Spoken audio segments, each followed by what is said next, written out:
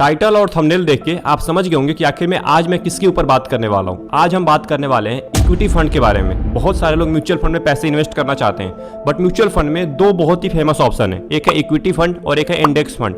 Index fund के बारे में हम अगले वीडियो में बात करेंगे, बट आज मैं बात करने वाला हूँ इक्विटी फंड के बारे में कि आखिर में इक्विटी फंड क्या होता है एंड इसके बेनिफिट्स क्या होते हैं और इसमें कैसे कैसे आपको पैसे इन्वेस्ट करना है और कितना इन्वेस्ट करना है और फ्यूचर में जाके ये आपको कैसा रिजल्ट दे सकता है, फ्यूचर में आपको कैसा वेल्थ क्रिएट कर सकता है, ये भी हम जानने वाले हैं। तो पूरे वीडियो को ध्यान से वॉच करिएगा, क्योंकि इस पूरे वीडियो के अंदर मैं आपको A to Z equity fund के बारे में बताने वाला हूं और आज के बाद आई होप कि आपको कोई भी डाउट नहीं रहेगा इस वीडियो को देखने के बाद। तो अगर आप इस चैनल पे पहली बार आए तो चैनल को सब्सक्राइब कर लीजिएगा एंड इस वीडियो को जरूर लाइक कर दीजिएगा। और इस वीडियो के लास्ट में मैं आपको कुछ इंपॉर्टेंट टिप्स देने वाला हूं, उसके लिए भी रेडी रहिए, बट उसको सुनने के लिए आपको पूरे वीडियो को अच्छे से वॉच करना होगा बिना स्किप किए हुए। तो फिर देर किस बात की, वीडियो को स्टार्ट करते हैं। इक्विटी फंड उस इन्वेस्टर के लिए बेहतरीन फंड है जो कि रिस्क लेना पसंद करता है, जो कि एग्रेसिव इन्वेस्टर है, जो लॉन्ग टर्म के लिए आता है, ना कि शॉर्ट टर्म के लिए। शॉर्ट टर्म के लिए आएंगे तो इक्विटी फंड में आपको कभी भी प्रॉफिट नहीं होगा, यहाँ पे लॉस ही होगा, क्योंकि शॉर्ट टर्म में ज्यादा यहाँ पे फ्लक्चुएशन होता है मार्केट में। मतलब कि आप जिस भी फंड को चूज करेंगे शॉर्ट टर्म में ज्यादा कभी ऊपर चला जाएगा, कभी ज्यादा नीचे चला जाएगा, तो कभी ज्यादा आपका लॉस हो जाएगा, कभी ज्यादा आपका प्रॉफिट हो जाएगा।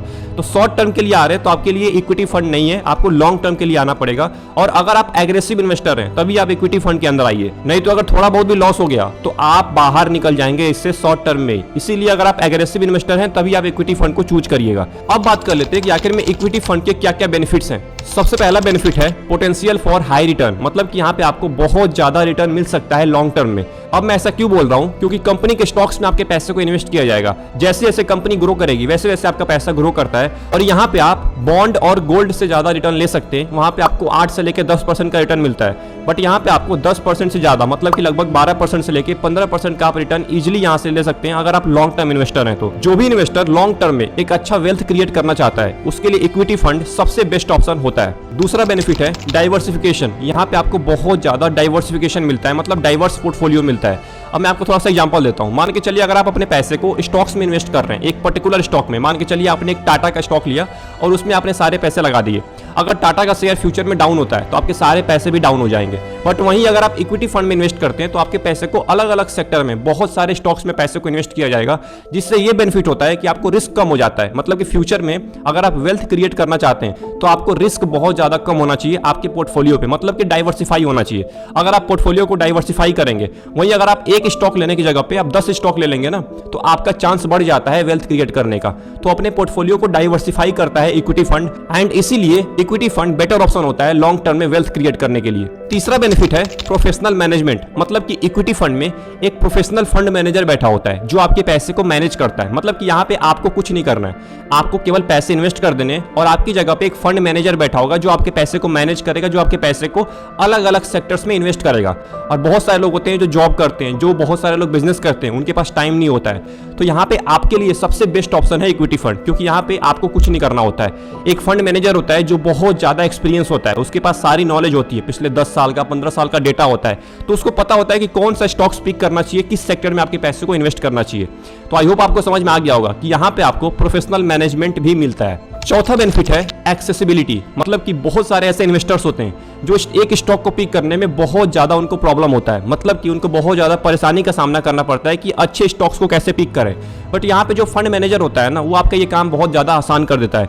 यहाँ पे आप बहुत सारे स्टॉक्स में एक ही बार में पैसे इन्वेस्ट कर सकते हैं, जो कि यहाँ पे फंड मैनेजर करता है। मतलब कि यहाँ पे आपको एक्सेस लेना, मतलब स्टॉक्स के पास पहुंचना बहुत ज्यादा आसान हो जाता है, एक अच्छे स्टॉक्स को पिक करना। एंड सबसे मोस्ट इंपॉर्टेंट, मैंने आपको पहले बता दिया है, जो लोग जॉब करते हैं, जो लोग बिजनेस करते हैं, उनके लिए सबसे बेस्ट ऑप्शन होता है ये। आपके पैसे को यहाँ पे पहले से ही एक पोर्टफोलियो में इन्वेस्ट कर दिया जाता है, जिसके अंदर बहुत सारे स्टॉक्स होते हैं, इंडिया के टॉप स्टॉक्स होते हैं जो आज परफॉर्म कर रहे हैं। तो यहाँ पे आपको एक्सेस, यानी कि स्टॉक्स के पास पहुंचना बहुत ज्यादा आसान हो जाता है। पांचवा पॉइंट है लिक्विडिटी। जो इक्विटी फंड होता है ना, उसको आप आसानी से बेच सकते हैं और खरीद सकते हैं। अब यहाँ पे मैं आपको एग्जांपल के साथ समझाता हूँ। अब कोई अगर आप स्टॉक खरीद रहे हैं, मैं फिर से एग्जांपल लेता हूँ टाटा का। आपने कोई टाटा का स्टॉक खरीदा तो आप स्टॉक को खरीदते हैं और बेचते हैं, बट इक्विटी फंड के अंदर आपको यूनिट खरीदना होता है, यूनिट खरीदना होता है और यूनिट बेचना होता है। ये म्यूचुअल फंड में होता है, आप यूनिट को खरीदेंगे और यूनिट को बेचेंगे, बट ये आप तभी खरीद बेच पाएंगे जब पूरा ट्रेडिंग डे खत्म हो जाएगा, मतलब एक दिन का पूरा दिन खत्म हो गया मार्केट का, उसके बाद ही आप इसको खरीद पाएंगे और बेच पाएंगे। बट जो स्टॉक्स होता है ना, एक पर्टिकुलर स्टॉक, उसको आप मार्केट, लाइव मार्केट में भी खरीद और बेच पाते हैं। 6 बेनिफिट एक्सेसिबिलिटी, यहाँ पे आप छोटे अमाउंट से भी स्टार्ट कर सकते हैं। अब बहुत सारे इन्वेस्टर्स होते हैं, बहुत सारे ऐसे लोग होते हैं जिनके पास ज्यादा पैसे नहीं होते। जैसे मैं एग्जांपल लेता हूं एक स्टूडेंट को जो अभी कॉलेज में जो अपना इन्वेस्टमेंट स्टार्ट करना चाहता है, और आप में से भी बहुत सारे ऐसे स्टूडेंट वॉच कर रहे होंगे, तो आपके लिए एक बेटर ऑप्शन होता है आप 500 रुपए से, 1000 रुपए से और 1500 रुपए से भी यहाँ पे अपना SIP स्टार्ट कर सकते हैं, और SIP के थ्रू ही आप इक्विटी फंड में पैसे इन्वेस्ट कर पाते हैं। तो यहाँ पे बहुत ही बेटर ऑप्शन होता है अगर आप कम अमाउंट में इन्वेस्टमेंट स्टार्ट करना चाहते हैं। सातवां बेनिफिट है फ्लेक्सिबिलिटी। यहाँ पे आपको बहुत ज्यादा फ्लेक्सिबिलिटी मिलती है, मतलब कि यहाँ पे बहुत सारी कैटेगरीज होती हैं इक्विटी फंड की, जैसे कि लार्ज कैप फंड हो गया, मिड कैप फंड हो गया, स्मॉल कैप फंड हो गया, फ्लेक्सी कैप फंड हो गया। बहुत सारे ऐसे इसमें कैटेगरी होती है जिसमें आप पैसे इन्वेस्ट कर सकते हैं, मतलब आप किसी को भी चूज कर सकते हैं। अगर आप ज्यादा रिस्क लेना चाहते हैं इक्विटी फंड में भी, आप बहुत ज्यादा रिस्क लेना पसंद करते हैं, तो आप स्मॉल कैप में जा सकते हैं। अगर आपको कम रिस्क लेना है तो आप लार्ज कैप में जा सकते हैं, और अगर आपको तीनों का मिक्स चाहिए, मतलब कि large cap, small cap, mid cap, तो आप फ्लेक्सी कैप में जा सकते हैं। मतलब यहाँ पे बहुत सारे ऑप्शंस होते हैं जिससे इन्वेस्टर को कोई भी प्रॉब्लम नहीं होती है कि मेरे को केवल एक ही जगह पे पैसे इन्वेस्ट करना है।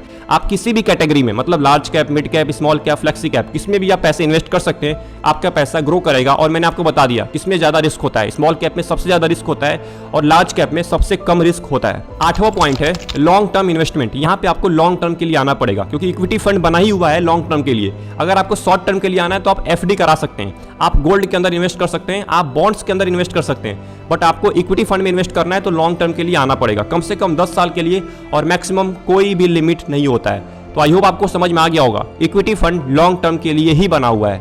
9th benefit tax. यहाँ पे आप टैक्स पे करते हैं, मैं आपको ये नहीं बोलूंगा टैक्स नहीं पे करना है। यहाँ पे आपको इक्विटी फंड में भी आप टैक्स पे करते हैं। मैं आपको थोड़ा सा इसका प्रोसीजर बता देता हूँ। देखिए, दो तरह के टैक्स होते हैं, एक होता है long term capital gain tax और एक होता है short term capital gain tax.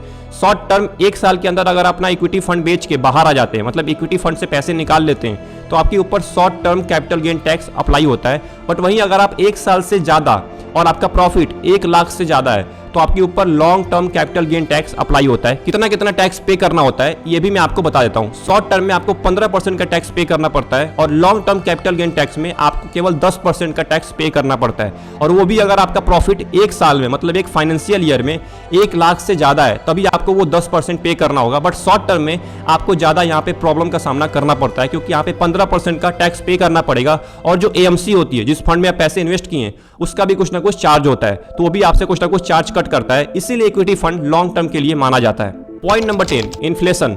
Inflation को आप आसानी से बीट कर पाते हैं इक्विटी फंड में अगर आप लॉन्ग टर्म के लिए पैसे इन्वेस्ट करें तो, क्योंकि आप अगर FD में करते हैं तो आपको केवल 5 से लेकर 6% का इंटरेस्ट मिलता है, जो कि आज के टाइम पे इन्फ्लेशन भी 6% के हिसाब से ग्रो कर रहा है। तो आपका पैसा तो ग्रो हुआ नहीं, इन्फ्लेशन ही आपके पैसे को खा गया। अगर आप वहीं बॉन्ड में इन्वेस्ट करते हैं तो आप 2% का बेनिफिट लेते हैं, क्योंकि बॉन्ड के अंदर आपको 8% से लेकर 10% का रिटर्न मिलता है।